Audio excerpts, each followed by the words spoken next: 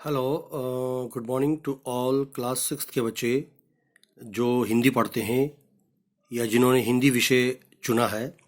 हम आपको पढ़ा रहे थे पार्ट 3, दो सींगों वाली परी। और इस पार्ट में लेखक ने दो सींगों वाली परी के बारे में बताया है। दो सींगों वाली परी यानी एक काली बकरी जिसका लेखक ने नाम रखा है नीलम परी। कहानी लिखने वाला जो राइटर है, लेखक है, अंग्रेज लेखक, जिनका जन्म हिमाचल प्रदेश के सोलन जिले के कसौली कस्बे में 19 मई 1934 ईस्वी को हुआ। और लेखक का नाम है रस्किन बॉन्ड, जो आजकल प्रेजेंट टाइम में मसूरी जो हिल स्टेशन है वहाँ अपना समय गुजार रहे हैं। पार्ट 3, दो सींगों वाली परी, प्रश्न उत्तर, पेज नंबर 26। शब्दार्थ आपने कर लिए होंगे, प्रश्न उत्तर हम आपको दे रहे हैं। पहला प्रश्न है, पहला भाग है, देहरादून में लेखक अपना समय कैसे गुजारता था। डिस्ट्रिक्ट देहरादून के हिल स्टेशन मसूरी में वो अपना समय आजकल कैसे गुजारते हैं। तो देहरादून में लेखक यानी कि जो रस्किन बॉन्ड लेखक है, इस कहानी के राइटर, खेतों और चाय के बगीचों में आवारागर्दी करके अपना समय गुजारता था। अगला प्रश्न है, दादी जी हर वक्त क्यों परेशान रहती थी। लेखक की दादी हमेशा क्यों दिक्कत में रहती थी, उन्हें क्यों परेशानी होती रहती थी हर समय। दादी जी घर पर पशु पक्षियों की भीड़ भाड़ देखकर हमेशा परेशान रहती थी। अगला प्रश्न है, लेखक का परिचय किससे हुआ और कैसे। लेखक का परिचय मखमल सी दिखने वाली मुलायम काली बकरी को एक बिस्कुट का टुकड़ा खिलाकर उनका परिचय हुआ। अगला प्रश्न है, लेखक ने बकरी के बच्चे का नाम क्या रखा और क्यों। लेखक ने, कहानी लिखने वाला जो लेखक है, ने परियों की कहानी पढ़ने के आधार पर, जब उन्होंने बचपन में परियों की कहानी पढ़ी तो उसके आधार पर उन्हें एक नाम सूझा जिसका नाम उन्होंने नीलम परी रखा। अगला प्रश्न है, दादी जी ने नीलम को बाजार में बेच आने के लिए क्यों कहा। इसका उत्तर है, क्योंकि नीलम परी, वो जो काली मुलायम मखमल सी बकरी थी, वो बकरी यानी नीलम परी सबको अपनी सींगों से चोट पहुंचा रही थी, सबको नुकसान पहुंचा रही थी, सबको वो तंग कर रही थी, इसलिए उन्होंने माली से कहा उसे बाजार में बेच आए। अगला सवाल है, माली नीलम को कहाँ ले गया और क्यों ले गया। माली नीलम परी को बाजार में बेचने के लिए ले गया और उसे वहां पर बेच दिया।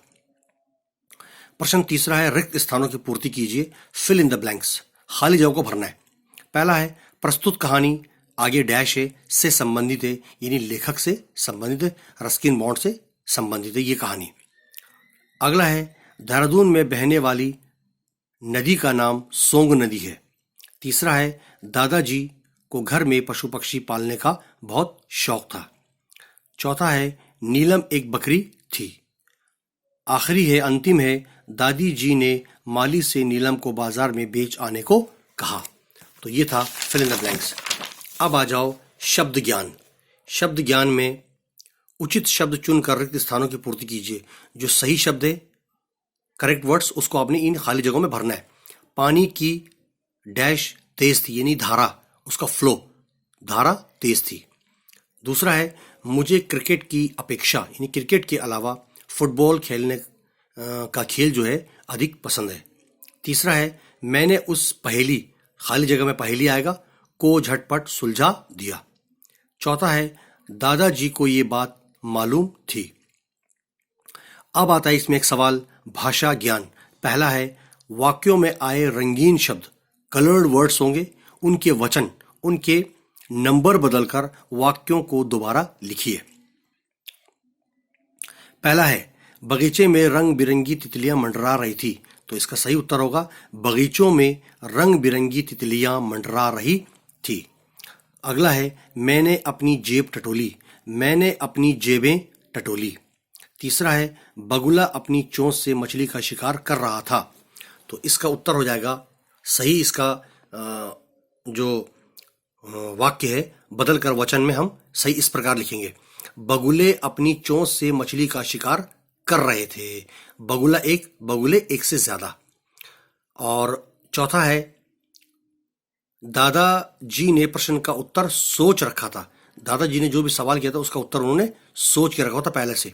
तो दादाजी ने प्रश्न यानी एक सवाल, प्रश्नों यानी एक से ज्यादा, दादाजी ने प्रश्नों का उत्तर सोच कर रखा हुआ था। एक सवाल आता है, दिए गए शब्दों के लिंग बदल कर लिखने। आपने इसका जेंडर को चेंज करना है, मेल का फीमेल, फीमेल का मेल। बच्चा बच्ची, कुत्ता कुतिया, बकरी बकरा, माली मालिन, दादा दादी और मौसी मौसा। कुछ इस प्रकार की एक्सरसाइज है, प्रश्न उत्तर है, फिल इन द ब्लैंक, शब्द अर्थ, प्रश्न उत्तर। इनको आप पढ़ लीजिए, समझते भी रहिए और आगे आगे इनको अच्छी तरह से अपनी नोटबुक पर लिखते रहिए। बहुत बहुत धन्यवाद।